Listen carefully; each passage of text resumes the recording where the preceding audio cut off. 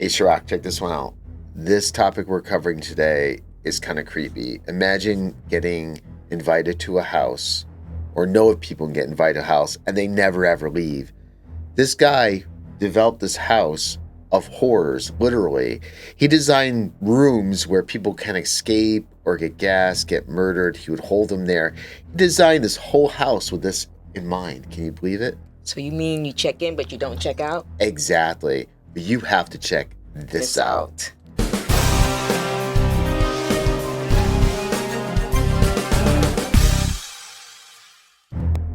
This is so frustrating. Why can't they make these puzzles easier to solve? Let's get Agent Miller to help you. She's good with puzzles. I think you need to turn that one to the right and then the other to the left. This is frustrating. The case we are covering today is about the murder house with a maze and traps. You wouldn't have done well in that house. I may not be good with puzzles, but that maze house wouldn't get me. Hey, watch out! Yikes!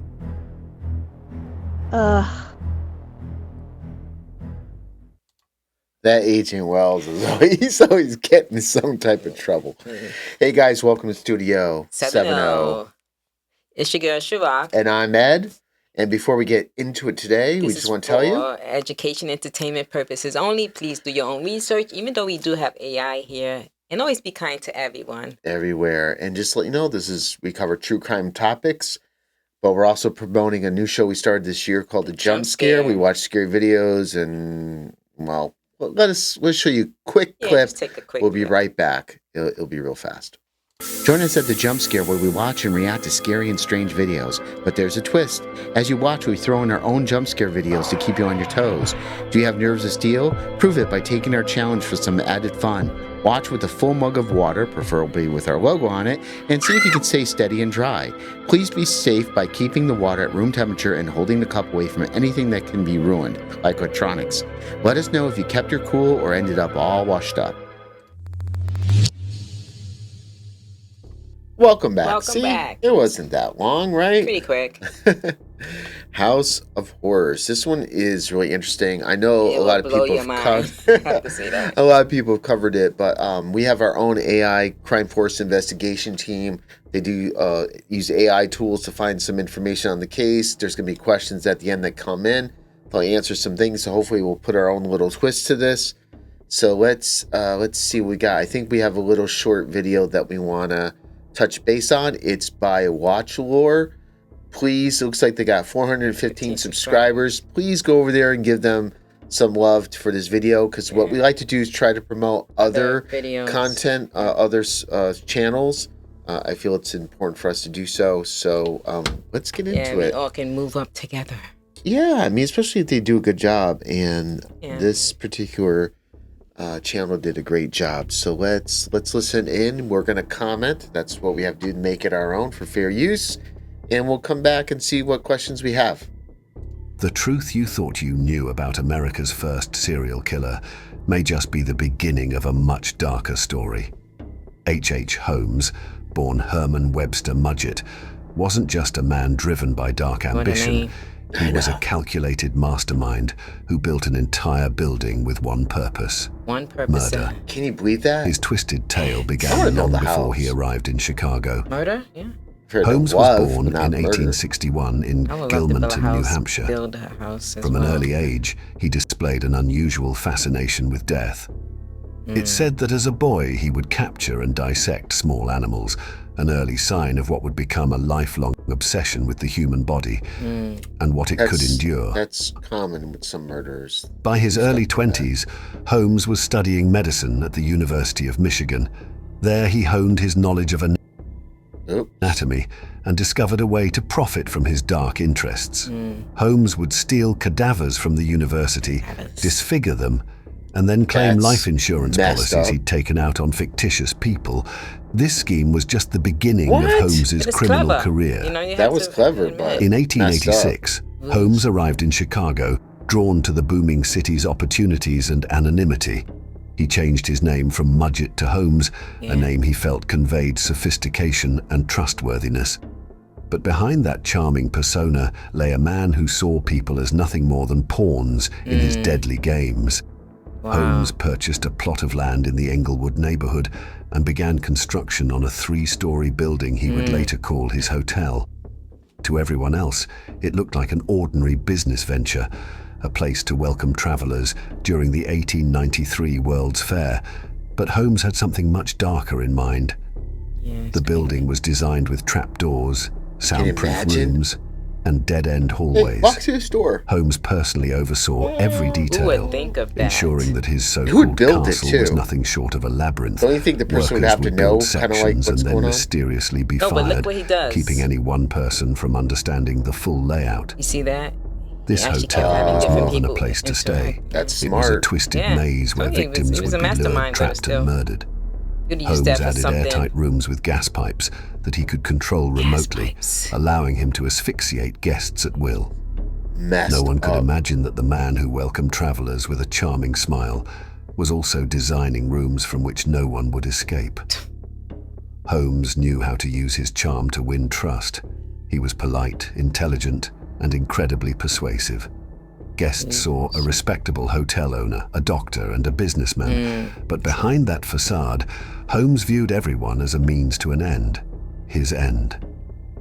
The timing of Holmes's murder castle was no coincidence.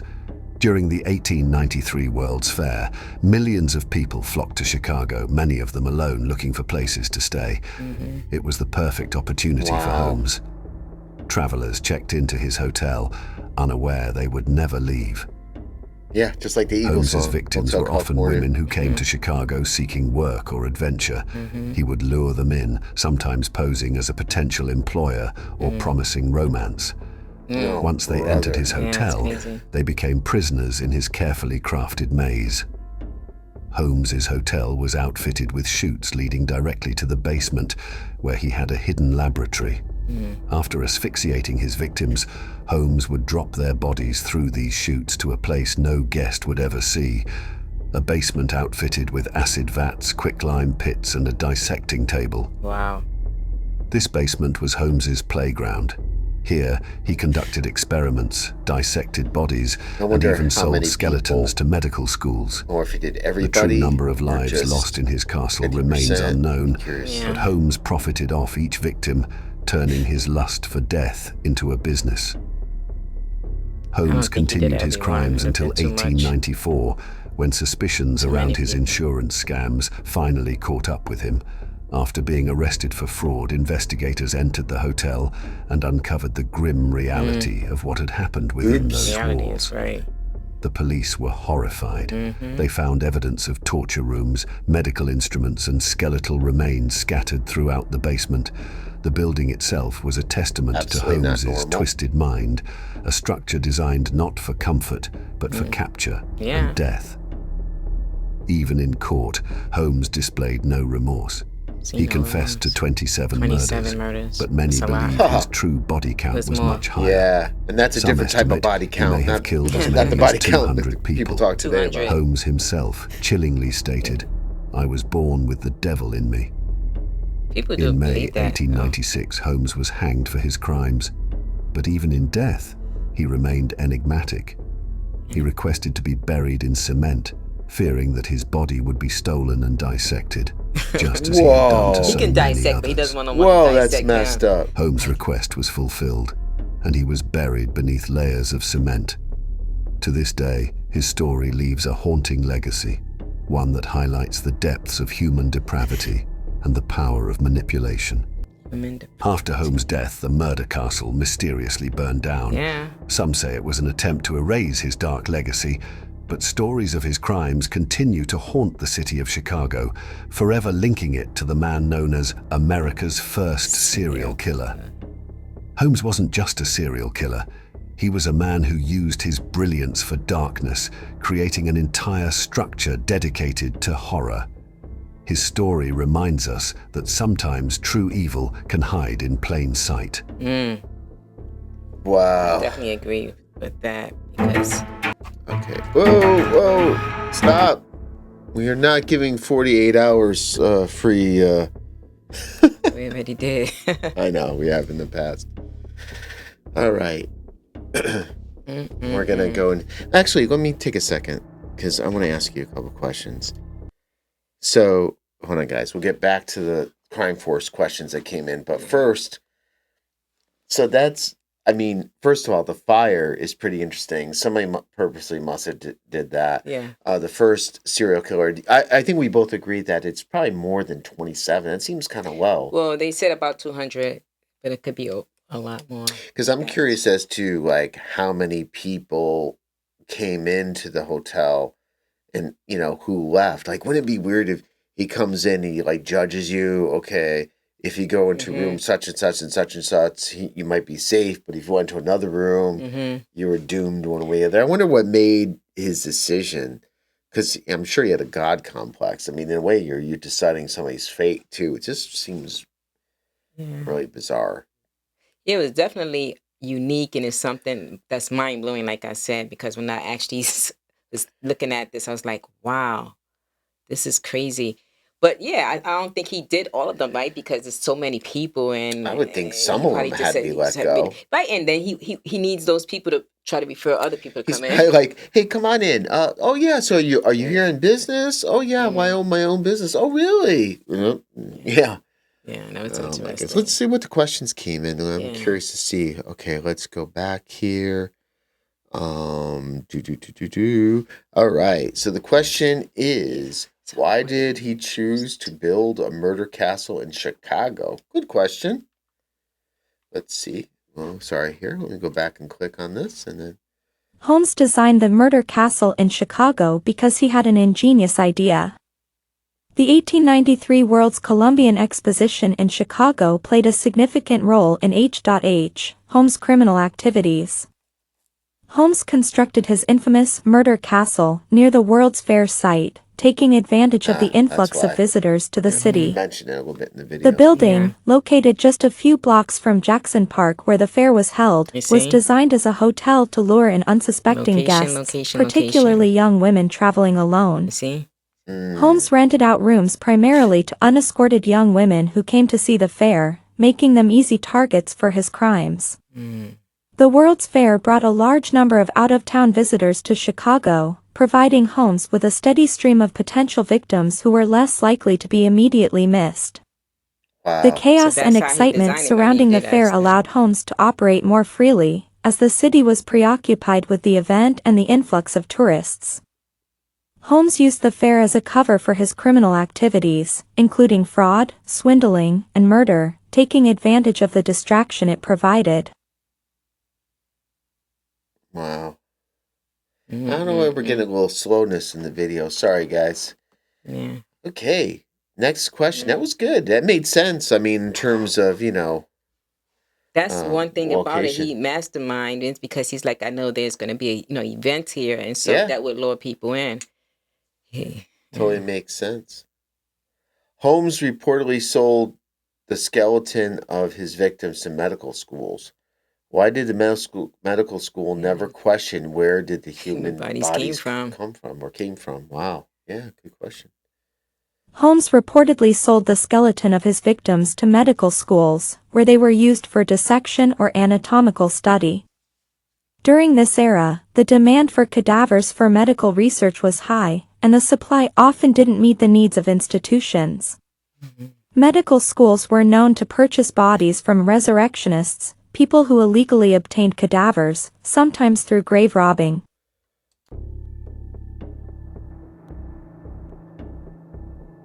Oh, did I mess something up there? Oh boy, let's try this again. Since Holmes was There a we go. trusted Sorry, member guys. of the community and had connections with local universities, it's believed that the institutions did not question where the bodies came from, focusing only on the scientific value of the bones. This exploitation of both the victims and the system underscores the dark practices of the time, as well as the lengths to which Holmes went to further his criminal activities. His ability to operate without immediate suspicion for so long was aided by the broader societal conditions and the lack of effective forensic investigation at the time. I want to switch this up here to this other section here. Let's go back to here and see if this helps it a little bit here. Okay, guys, let's see if that video clears up a little bit better. All right, some rooms have had gas pipes. What were some of the other chilling features of the rooms in the murder castle? Good question, guys. Good question. So, I'm curious too, because that was mentioned. I remember trap doors, but let's see what else is comes up with. Oh, jeez. Technical difficulties today, guys, as usual. Here we go. Holmes' murder castle in Chicago, which he built during the 1890s, was designed to be a labyrinthine structure with a variety of rooms specifically created to facilitate his criminal activities. Some of the most notorious and chilling features of the rooms in the murder castle included torture chambers. Oh, Lord. Holmes designed specific rooms in which he could imprison and torture his victims. Wow. These rooms were often equipped with devices like gas pipes that could release lethal gases, allowing him to suffocate his victims quietly. Some of these rooms were also soundproof, preventing the screams of the victims from being heard by others outside. You see? Certain rooms were specifically constructed to be soundproof. This was crucial for Holmes, as it ensured that victims' cries for help would not be heard, helping him maintain secrecy while committing his crimes. Secret rooms and hidden passages. Holmes built hidden doors and secret passageways throughout the castle. These allowed him to move freely between rooms without being detected. Wow. Some of these passages were used to trap victims and prevent their escape, making it harder for them to know where they were or how to get out. Some rooms would appear to be normal hotel rooms, but upon entering, the doors would be locked or rigged in such a way that escape was nearly impossible. Wow. No exit rooms. Some rooms were designed with no exit, locking victims inside. That's awful. These rooms would often have no windows or escape routes. Some were directly connected to the murder or dissection chambers, ensuring that once a victim entered, they had little chance of survival. The Chamber of Horrors. Wow. One of the most notorious rooms was referred to as the Chamber of Horrors. It was a room designed to unalive victims and then dispose of their bodies. It reportedly had gas jets or mechanisms that would release poison gas into the room, suffocating the occupants. Acid baths and dissection rooms. In the basement, Holmes had large vats of acid and other equipment where he would dispose of victims' bodies by dissolving them. He also allegedly performed dissection and surgical experiments on his victims, selling bones to medical schools. The acid baths would help eliminate the evidence, as the bodies would be reduced to nothing but bones, which could then be sold. Trapdoors and drop rooms. Holmes had trapdoors installed in various areas of the building. These could be activated remotely or by a hidden mechanism, dropping victims into the basement or into areas where they could be easily disposed of. Some of the rooms were equipped with false floors or hidden passages leading to the lower levels of the castle, where Holmes could dispose of bodies. Fireplaces and incinerators. Holmes had an incinerator installed in the castle, which he used to burn the bodies of his victims. Some reports indicate that he also used these fireplaces to destroy evidence and further conceal the remains of his victims. Winding hallways and confusing layout. The castle was designed to be a maze, with winding hallways, dead ends, and staircases that led nowhere. This disorienting design kept victims from knowing where they were or being able to find an exit. No exit. The confusing layout helped Holmes maintain control and prevent escape. Hotel rooms for luring victims. I don't know why the video. On the upper floors of the building, Holmes had regular hotel rooms where he would lure victims, often women, under the pretense of staying in his hotel. Once they entered, they might unknowingly walk into one of his trap rooms or torture chambers.